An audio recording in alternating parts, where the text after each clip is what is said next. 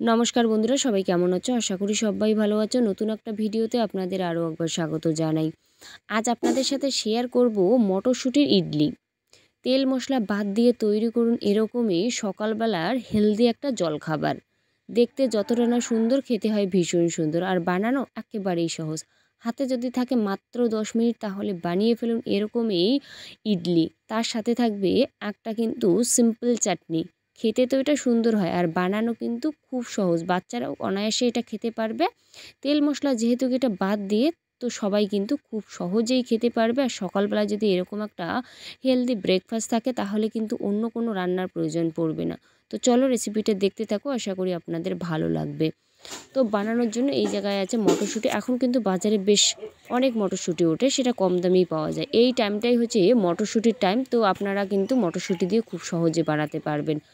তো খুব ভালো করে উপরের খোসাটা ছাড়িয়ে ভিতরের দানাটা যে আছে মটরশুঁটিটা, এটা কিন্তু ছাড়িয়ে নেব।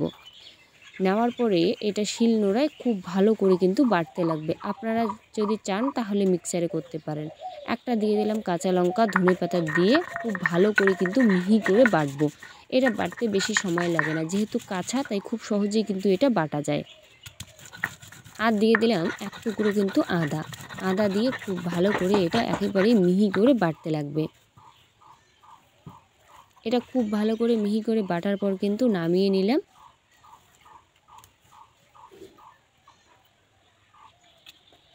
একেবারে কিন্তু এটা বেশ শক্ত শক্ত টাইপের।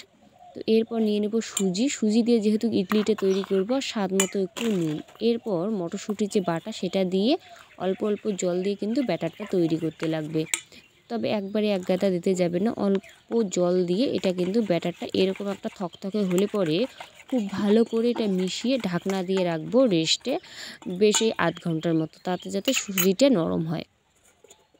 তো ফিরে আসলাম আধ ঘন্টা পর। সুজিটা বেশ ভালো নরম হয় এটা কিন্তু আধ ঘন্টা। তো এটা একটু সাইডে রাখার পর যেই বাটিটাতে ইডলিটা তৈরি করব, সেই বাটির মধ্যে একটু সর্ষের তেল ভালোভাবে মাখিয়ে নিতে লাগবে পুরো বাটিটার মধ্যে। চারদিকটায় সুন্দরভাবে মাখিয়ে নেব, যাতে খুব সহজে ইডলিটা উঠে আসে। তো বাটি আমার রেডি, সাইডে রাখলাম। এরপর সুজির মধ্যে দিয়ে দেবো বেকিং পাউডার। আর দেখুন সুজিটা কিন্তু অনেকটা পরিমাণেই জল টানে, তো সেই ক্ষেত্রে মনে হচ্ছে যে জলটা লাগবে। তো এরপরে কিন্তু অল্প পরিমাণে একটু জল মিশিয়ে দেব।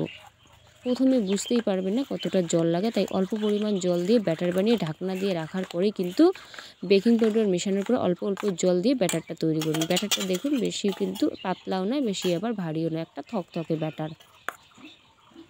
এরপরে এটা কিন্তু ব্যাটারটা 3টে বাটির মধ্যে সমানভাবে আর কি ঢালতে লাগবে, যাতে সবগুলো ইডলি একটু সমান হয়।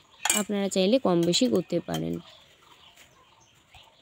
তো বাটি কিন্তু আমার রেডি। আর একটু ঝাঁকিয়ে নিলে ভিতরের বাতাসটাও বেরিয়ে আসবে, আর উপরটাও সমান হবে। এরপর ফুটন্ত জলের মধ্যে একটা বাটি কিন্তু জল ভরা বসিয়ে দেব।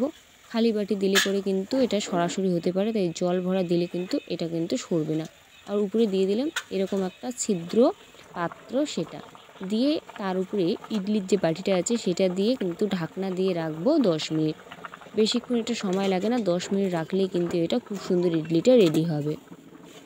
তো ফিরে আসলাম 10 মিনিট পর। 10 মিনিট পর ঢাকনাটা খুলে দেখুন কত সুন্দরভাবে এটা রেডি হয়। তাও একবার চেক করে নেব কাঠির সাহায্যে। কাঠি দিয়ে চেক করবেন, যদি কাঠিটা পরিষ্কার বেরিয়ে আসে তার মানে ইডলি রেডি। এটা নামিয়ে একেবারেই কিন্তু ঠান্ডা করে নেব।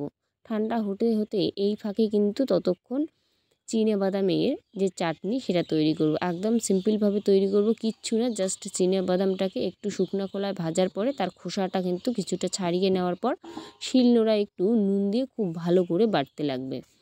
এই চাটনিটার মধ্যে কিচ্ছু দিতে লাগে না, জাস্ট নুন একটু দিলেই কিন্তু এটা খেতে ভালো লাগে। বাদামটা খুব ভালো করে কিন্তু মিহি করে বাটতে লাগবে, আর একটু কিন্তু পাতলা করতে লাগবে। এটা কিন্তু রেডি, এটা আর কিচ্ছু করতে লাগবে না। আর ঠান্ডা করার পর দেখুন বাটি থেকে কিন্তু অটোমেটিক এইভাবে একটু খুলে আসবে। আর যেটা খুলে আসবে না, এরকম কাটারের সাহায্যে একটুখানি ছাড়িয়ে নিলেই কিন্তু খুব সুন্দরভাবে উঠে আসবে। আর ইডলি কিন্তু ঠান্ডা না করে কখনোই এটা কিন্তু ছাড়াতে যাবেন না, নইলে কিন্তু ভালো হবে না। তো সেই ক্ষেত্রে অবশ্যই ভালোভাবে ঠান্ডা করার পর ইডলিটা ছাড়িয়ে নেব। তো সব ইডলি কিন্তু খুব সুন্দরভাবে দেখুন উঠে আসে, এটা বেশি সময় লাগে না, খুব সহজেই কিন্তু ইডলিটা উঠে আসে আর খেতেও কিন্তু ভীষণ সুন্দর হয়। এই চাটনি সহযোগে আপনারা পরিবেশন করতে পারেন। আর আপনাদের বাড়িতে লোক সংখ্যা বেশি থাকলে আপনারা কমিয়ে বাড়িয়ে করতে পারেন। বাড়িতে লোক বেশি থাকলে বাড়িয়ে দেবেন আর কম থাকলে কমিয়ে দেবেন। আমার ইডলি কিন্তু একেবারেই রেডি।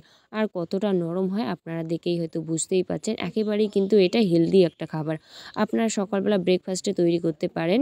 আশা করি রেসিপিটা আপনাদের ভালো লাগবে। ভালো লাগলে অবশ্যই লাইক কমেন্ট শেয়ার করে দেবেন। আর যদি এই চ্যানেলের প্রথমবার আমার রান্নার ভিডিও দেখছেন, প্লিজ চ্যানেলটাকে সাবস্ক্রাইব করে রাখবেন। পাশে থাকা বেল আইকনটি প্রেস করে রাখবেন যাতে আমার রান্নার ভিডিওগুলো সবার আগে আপনার মোবাইলে পৌঁছায়।